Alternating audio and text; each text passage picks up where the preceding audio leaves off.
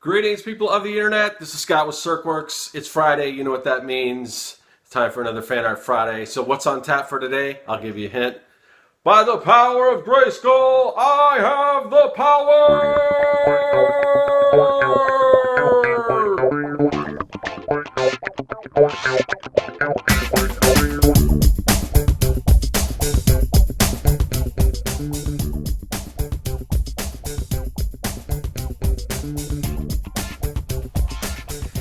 Okay, so I thought I would take a little break from the Star Wars sketch cards that I've been doing for the past couple weeks and do something I am also pretty passionate about.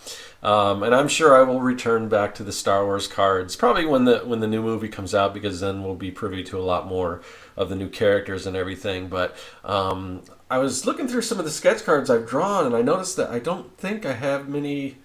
I may have done some a long time ago, but I don't know if I did any on camera or anything like this or on a Fan Art Friday. But yeah, Masters of the Universe, just a super cool toy property that was around when I was a kid, and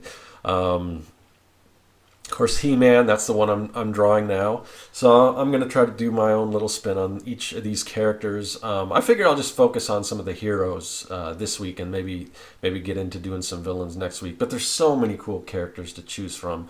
And the thing I like about He-Man is it's just a combination of like sci-fi and fantasy, and say what you want about the original He-Man cartoon, which even when I was a kid, I had some issues with it, being, a little corny, but it's fun, and I do have fond memories of it and everything. But of course, there were also like the mini comics and everything. So whatever kind of version of He-Man you like, whether it's sort of the Filmation or the Mike Young version, or or the comic versions. I think there's room for each of them, and it's kind of, and I love it all. I mean, I did I did enjoy watching He-Man as a kid, but it was more for me. It was less the cartoons and more the toys, because I think when I first started collecting them, of course, you get the mini comics and everything. When I first started collecting the toys, you get the mini comics,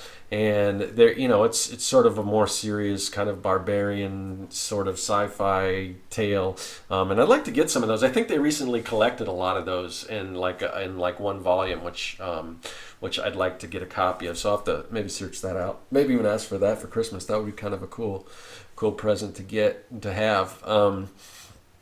But yeah, so I had my own ideas when playing He-Man toys and everything, what they were all about. And I remember in the way the toys were made, they had He-Man and Skeletor both had half of the Power Sword, and that was kind of, I think that was sort of the crux of the story, was there was these two separate swords, and that you needed to put them together, and whoever had both halves, could rule the universe. And it changed a little bit, or quite a bit, from that when Filmation did their version, where He-Man had the Power Sword, and it was just one. I think it was just, I don't think they ever had something where they combined both halves and everything, but anyway, so yeah, those comics were pretty cool. I'd like to get a look at those. But yeah, I remember pretty vividly when He-Man, the toy line first came out. It was interesting because it wasn't something that I like immediately saw at a store. It was something that I had a friend, and I don't remember who it was. But somebody, a schoolmate or whatever, came up, and was like, "Have you seen those new toys that are out now? I think they're called He-Man or something like that, or Masters of the Universe." And he was describing them, and he's describing like, oh, it's kind of like Conan and Star Wars mixed together, and it just sounded so cool. And then I had a picture, and he was talking about how muscular they were, because that was the big thing. If you'd seen pretty much every action figure that came before He-Man, they were like the Star Wars guys. They were kind of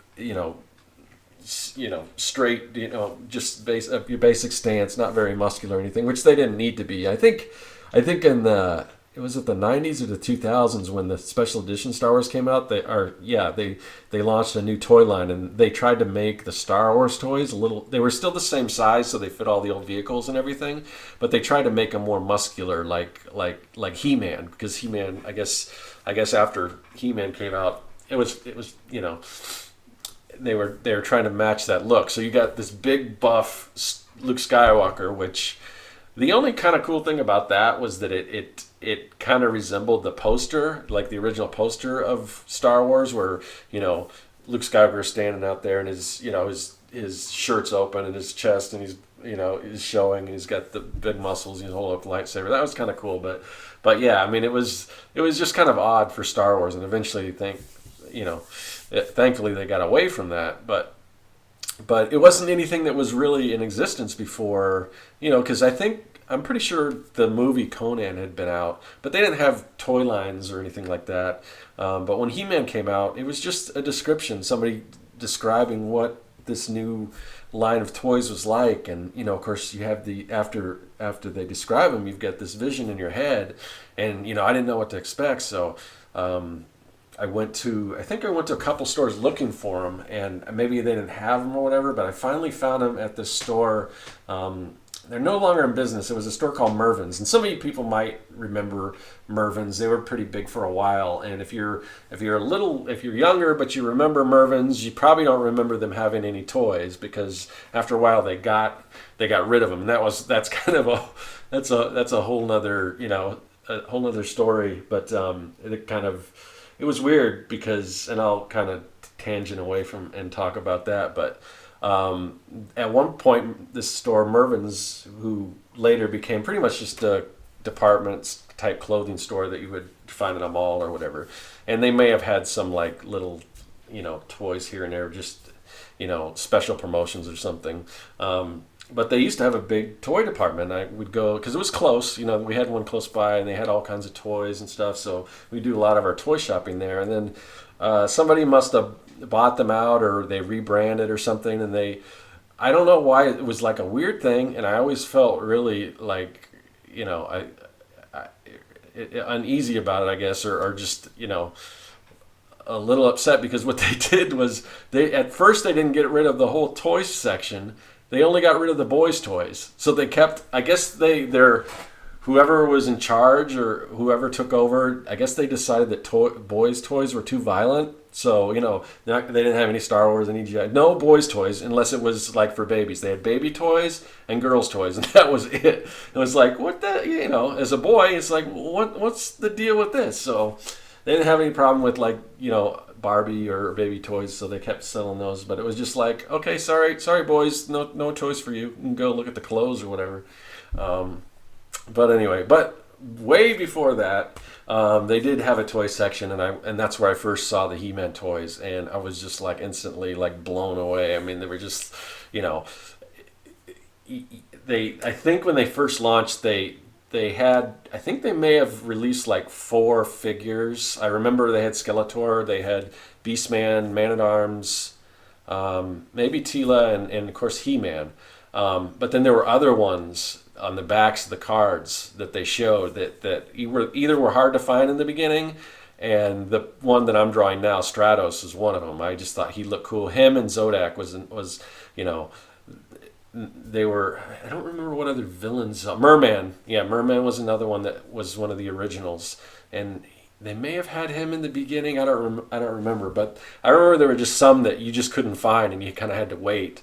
And of course, it was a real successful toy line for Mattel, and they ended up releasing more and more figures, and they were just all super cool. Even though a lot of them were, it's almost, they were, for the most part, they were the same kind of body type and everything. They were just, some of them were repainted or had different accessories or different heads, but it didn't seem to bother me at all, because I mean, they were just super cool. I mean, I had a huge, collection that eventually got handed down to my brother, and then I think my brother ended up giving it to a cousin, and from there, who knows what happened to it. But Yeah, I wish I still had some of those guys. But you know, you can see I've been watching a lot of videos online. Just actually while I was drawing these, because I pre-record them and then I'm just doing the voiceover separate. But as I'm drawing them, I was watching some YouTube videos of the collector series. There's like a subscription base or something where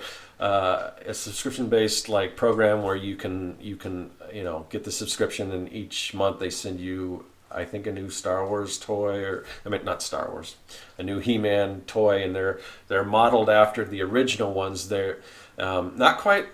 They're not really quite like the ones from the 2000 era relaunch, which were also very cool.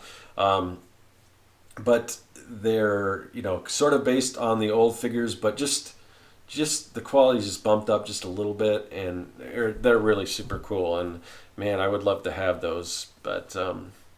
Anyway, so let's see. So yeah, this is going to be the final one I'm going to do. Just going to color in Stratos here, and again, I'm using the Copic markers and a few of my old Pantone markers and everything. I think I heard that Dick Blick, the art company, has a line of kind of their version of Copics that I want to try out. So, and they're a lot less expensive, and I've heard good things about them. So I may have to get some of those, because I keep worrying that some of my Copic markers, or Copic, however you pronounce them, are going to run out.